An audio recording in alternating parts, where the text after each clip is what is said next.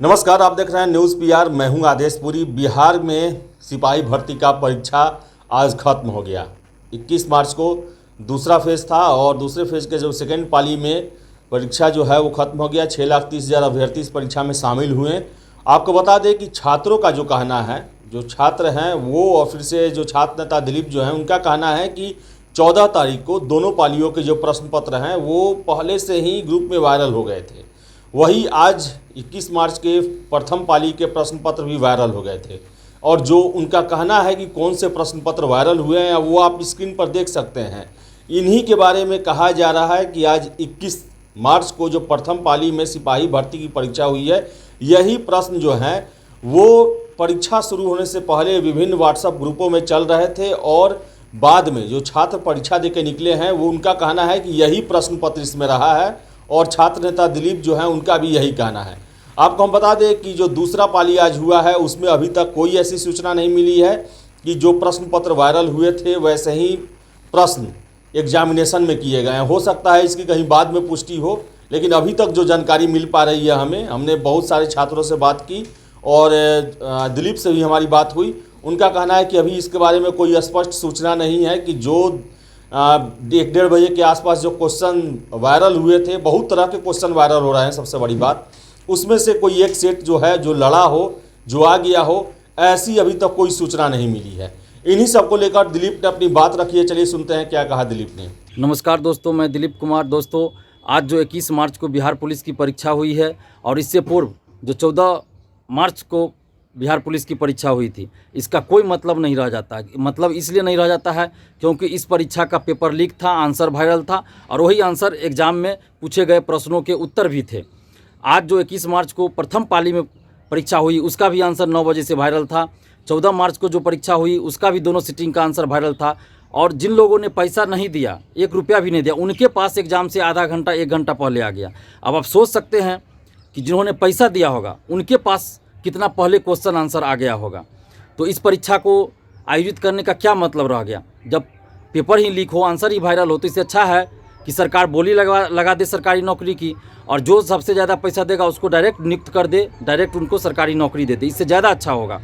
और अभी second sitting का जो एग्ज़ाम हुआ है उसका अभी परीक्षार्थियों से बात करना बाकी है। परीक्षार्थियों से बात करने के बाद हम बताएंगे कि सेकेंड सिटिंग का आज का क्या हुआ, नहीं हुआ, मिला या नहीं मिला। लेकिन 14 मार्च को जो आयोजित हुई दोनों पालियों में उसका आंसर मिल गया था और आज भी जो फर्स्ट सिटिंग में था उसका भी आंसर मिल गया और आज का सेकंड सिटिंग का भी आंसर वायरल था और उसका मैच किया नहीं किया ये तो परीक्षार्थियों से बात करने के बाद पता चलेगा। अभी मेरी बातचीत नहीं हुई है क्योंकि अभी तुरंत एग्ज़ाम ख़त्म ही हुआ है, तो मैं परीक्षार्थियों से बात करने के बाद इसको कन्फर्म करूँगा।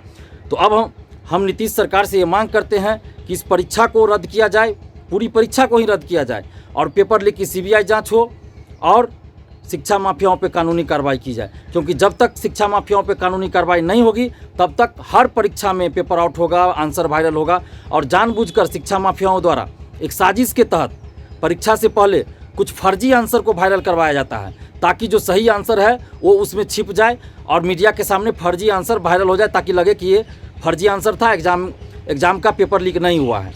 लेकिन जिनको भी सबूत चाहिए, चाहे वो सिपाही भर्ती बोर्ड के चेयरमैन साहब हो या फिर बिहार दरोगा भर्ती BPSSC के चेयरमैन साहब हो या मुख्यमंत्री जी हो, जिनको भी सबूत चाहिए हम सबूत देने के लिए तैयार है। इसकी बहाली की CBI जांच होनी चाहिए, चाहे वो बिहार पुलिस हो या बिहार दरोगा हो, दोनों की CBI जांच होनी चाहिए। हम मांग करते हैं, हम सबूत देने के लिए तैयार हैं।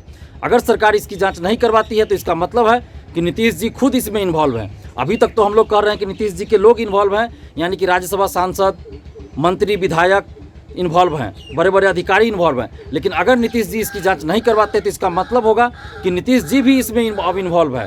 तो हमारी सरकार से यही मांग है कि इस परीक्षा को रद्द किया जाए, CBI जांच हो पेपर लीक का और शिक्षा माफियाओं पर सख्त से सख्त कानूनी कार्रवाई की जाए। और बिहार के तमाम छात्राओं से भी हम अपील कर रहे हैं कि आप लोग भी इस मुहिम में हमारा साथ दीजिए, नहीं तो इसी तरह हर परीक्षा का पेपर लीक होगा, OMR सीट अंदर से रंगा जाएगा, फिर उसके बाद चीखने चिल्लाने से कोई फ़ायदा नहीं होगा। तो इसलिए हमारा साथ दीजिए और सोशल साइट पे कम से कम आप लोग सरकार से मांग कीजिए और जब भी कभी हम लोग आंदोलन करें तो उसमें साथ दीजिए। धन्यवाद। जय हिंद। तो जैसा सुना आपने, दिलीप का कहना है कि बिहार पुलिस में जो परीक्षा हुई है 8415 सिपाहियों के लिए, उसमें क्वेश्चन वायरल रहा है। हालांकि जो चौथा फेज है उसके बारे में वो भी अभी स्पष्ट नहीं है क्योंकि उन्हें भी अभी नहीं मिला है इसका, ये छात्रों ने अभी नहीं बताया है, पूरा जानकारी अभी आना बाकी है। लेकिन इन सब के बावजूद किसी भी फेज में कोई भी क्वेश्चन वायरल होता है या फिर जो विभिन्न तरह के क्वेश्चन सेट जो एग्जामिनेशन से पहले एक चलन चल गया है, इस पर सरकार को रोक लगाने की सख्त ज़रूरत है। ऐसे में बहुत सारे छात्र जो हैं इससे काफ़ी परेशान हो रहे हैं, जो अपना कितने साल मेहनत करते हैं इस परीक्षा के लिए, और ऐसे में जब प्रश्न पत्र वायरल होने की खबरें मिलती हैं या फिर एग्जामिनेशन सेंटर में वो देखते हैं कि जो विभिन्न ग्रुप में जो सेट चल रहा था आंसर का उसी से संबंधित प्रश्न है, तो उनका हिम्मत टूट जाता है। तो इस पर सरकार को कार्रवाई करने की ज़रूरत है। फिलहाल इस वीडियो में इतना ही। वीडियो पसंद आए तो लाइक शेयर करें, हमारे चैनल न्यूज़ पेपर को सब्सक्राइब जरूर कर लें। बहुत बहुत धन्यवाद।